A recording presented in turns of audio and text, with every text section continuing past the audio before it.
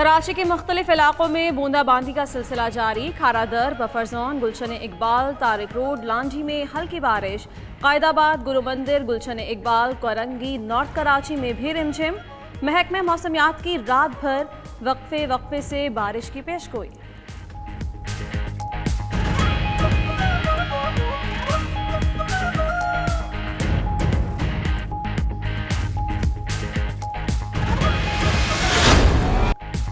Supreme court نے سی ای او کے electric کا نام ای سی ایل میں ڈالنے کا حکم دے دیا کہ الیکٹرک کا مکمل آڈٹ کروانے اور سی ای او کا نام ڈالنے کا حکم۔ شہر میں 1 منٹ کی بھی لوڈ شیڈنگ نہیں ہونی چاہیے۔ کیس کی سماعت میں چیف جسٹس کے ریمارکس۔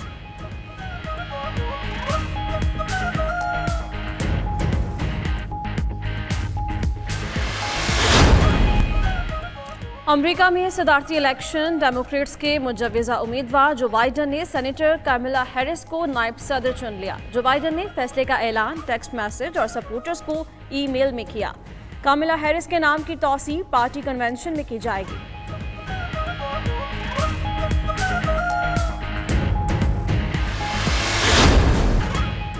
مریم نواز کی نیب میں پیشی پر نون لیگ نے منصوبہ بنایا۔ 92 نیوز حقائق سب سے پہلے سامنے لایا۔ قافلے میں شامل گاڑی ایلی 3378 میں پتھروں سے بھرے بیگ رکھے گئے۔ وہی پتھر نیب آفس کے باہر گاڑی سے نکال کر برسائے گئے۔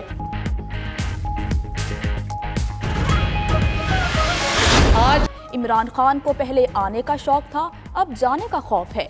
خود کہتے ہیں کہ انہیں 6 ماہ ملے ہیں۔ حکومت ہر محاذ پر ناکام ہو چکی۔ ادھر نواز شریف کا مریم نواز کو ٹیلی فون، خیریت دریافت کی۔ نیب آفس حملے کے مقدمے میں ضمانتیں کرانے کے لیے نون لیگ نے لیگل ٹیم تشکیل دے دی۔ فیاض الحسن چوہان کہتے ہیں کہ پتھر مارنے کے لیے فی کارکن 25,000 روپے دیے گئے۔ مریم کی گاڑی پر پتھر مارنے والے کو 1 لاکھ روپے ملے۔ شبلی فراز نے کہا کہ نیب نے جواب کے لیے بلایا۔ مریم نواز بارات لے کر پہنچ گئیں۔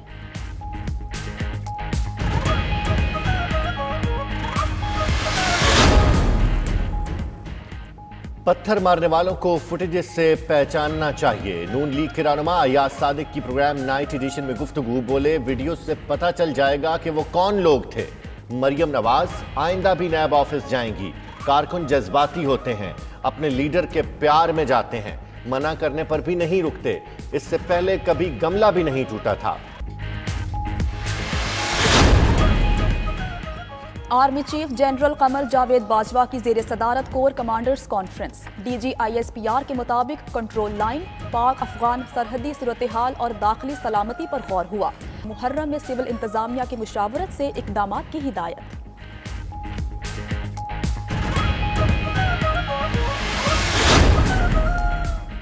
وزیر اعظم سے وزیر اعلیٰ پنجاب کی ملاقات، صوبے کے معاملات پر تبادلہ خیال۔ ادھر وزیر اعظم کا آج ہونے والے دورہ کراچی ملتوی۔ عمران خان نے گورنر سندھ کو اسلام آباد طلب کر لیا۔ دوسری جانب وزیر اعظم اور بل گیٹس کا ٹیلی فونک رابطہ۔ کابینہ نے مشکوک لائسنس والے پائلٹس کی معطلی میں توسیع کی منظوری دے دی۔ اجلاس میں بڑے ایئرپورٹس آؤٹ سورس کرنے پر بریفنگ۔ کابینہ کی محمد شاہد کو ایم ڈی پارکو تعینات کرنے سمیت کئی فیصلوں کی منظوری۔ وزیر اعظم کا معاشی صورتحال میں حالیہ استحکام پر اطمینان کا اظہار۔ شبلی فراز کہتے ہیں حکومت کے 2 سال مکمل ہونے پر مشیر خزانہ نے اقتصادی صورتحال پر بریفنگ کی۔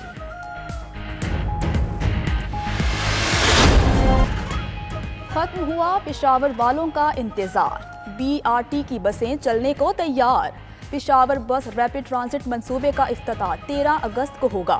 وزیر اعلیٰ محمود خان کا کہنا ہے کہ جمعرات کو دن 2:30 بجے وزیر اعظم افتتاح کریں گے۔ بی آر ٹی پشاور کے عوام کے لیے پرویز خٹک کا تحفہ ہے۔ جشن آزادی منانے کے لیے پوری قوم پرجوش اور تیار۔ شہر شہر سبز ہلالی پرچموں کی بہار۔ جھنڈوں، جھنڈیوں اور برقی قمقموں سے سجنے لگی گلیاں اور بازار۔ آپ جشن آزادی کی تیاری کس طرح کر رہے ہیں؟ قومی پرچم کے ساتھ تصاویر 0334 1920 پر 92 نیوز کو بھیجیں، ہم نشر کریں گے۔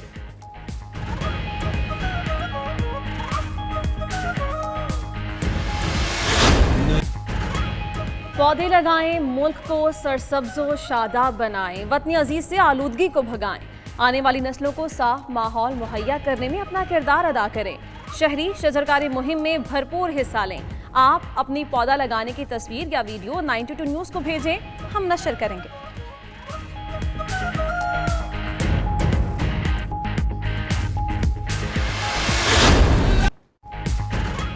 صوفی بزرگ حضرت عبداللہ شاہ غازی رحمۃ اللہ علیہ کے 1290ویں عرس کی تقریبات جاری۔ کراچی میں مزار مبارک پر حاضری کے لیے ملک بھر سے زائرین کی آمد۔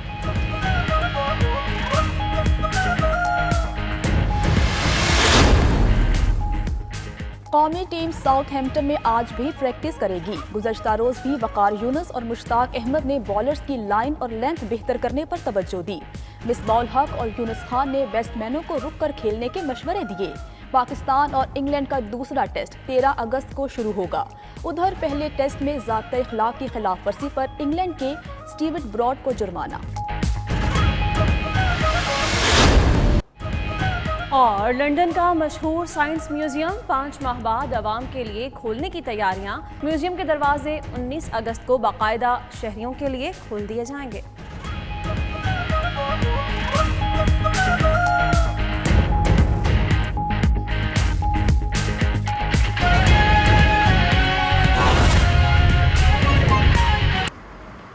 جو ہمارا ایکسپیکٹڈ تھا وہ 9.1 تھا، جبکہ جو اصل جو ایکچوئل ہے وہ 8.1۔ فسکل ڈیفیسٹ ظاہر ہے کہ آپ کی آمدنی اور آپ کے اخراجات کا ایک ڈفرنس ہوتا ہے، جس سے یہ ظاہر ہوتا ہے کہ جو وزیر اعظم صاحب کی پالیسی تھی کہ ہم غیر ضروری اخراجات میں کمی لائیں اور حکومت کے جو جتنے بھی ایسے اخراجات ہوتے ہیں جو غیر ضروری ہوتے ہیں ان کو کنٹرول کر کے ہم یہ 1% کا فرق ہم نے ڈالا ہے، جو کہ بہت اہم فگر ہے۔ اسی طرح جو پرائمری ڈیفیسٹ جو کہ آپ کی جو آمدن اور اخراجات کے درمیان جو فرق ہوتا ہے، اگر آپ قرضوں کی ادائیگی یا جو انٹرسٹ ہے اس سود پہ وہ نکال دیں تو وہ ہمارا جو ایکسپیکٹڈ تھا وہ تھا 3.1، جبکہ ہم نے اس کو جو ہدف جو حاصل کیا گیا وہ 1.8، یعنی اس سے بھی بہتر، یعنی جتنا کم ہوگا اتنا وہ بہتر ہوگا۔ پھر کرنٹ اکاؤنٹ ڈیفیسٹ جو کہ ہم نے جب ہم آئے تھے تو اس وقت 20 ارب ڈالر کا تھا، پچھلے سال اس کو کم کر کے 13 ارب کر دیا، اور اس کے 19-20 میں جو یعنی جو گزشتہ مالی سال تھا اس کو ہم کم کر کے $3 بلین لے آئے۔ اب یہ جو ہے یہ بڑا ایک امپورٹنٹ اہم فگر ہوتا ہے، کیونکہ یہ آپ کی جو امپورٹس ہوتی ہیں، آپ کی جو ایکسپورٹس ہوتی ہیں، اس کا ظاہر ہے جب آپ امپورٹ کریں گے تو اس کے لیے ڈالر چاہیے ہوتے ہیں، اور اگر آپ کے پاس اتنے ڈالر نہیں ہیں تو ظاہر ہے وہ پھر بوروئنگ کرنی پڑتی ہے اور آپ کی کرنسی پہ بھی بہت پریشر پڑتا ہے، تو اس کو ہم نے کم کر دیا۔ اس کی وجہ ترسیلات کی زیادہ ہونا بھی شامل ہے، اس کی وجہ اس میں جو ہمارے اسٹیٹ بینک کے ریزروز ہیں وہ بھی شامل ہیں، ہماری ایکسپورٹس بھی بڑی، تو اس کی وجہ سے جو ہمارا جو کرنٹ اکاؤنٹ ڈیفیسٹ ہے وہ بڑے مینیجیبل آ گیا ہے۔ مطلب ہے کہ وہ اب اتنا بڑا اماؤنٹ نہیں ہے کہ ہم اس کے میں مسلسل پریشان رہیں کہ یہ ڈالرز ہم نے کہاں سے پیدا کرنے ہیں، جس کی وجہ سے اگین جس طرح میں نے کہا کہ کرنسی پہ پریشر آتا ہے۔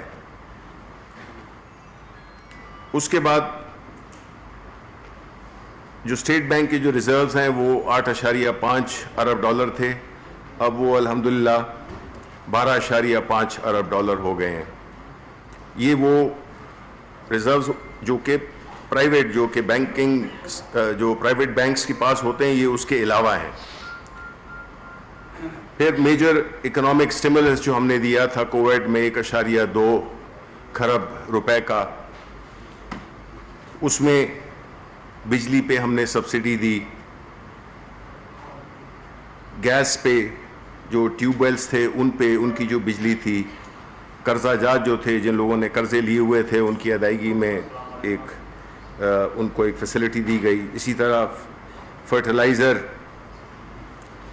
اس کے علاوہ جو ہمارا جو بنیادی جو احساس پروگرام تھا کیش کے تھرو، ہم وہ کوئی 1.5 کروڑ لوگوں تک ہم نے وہ پیسے پہنچائے بڑے شفاف طریقے سے، بڑے منظم طریقے سے. اسی طرح یوٹیلیٹی سٹورز میں بھی ہم نے جو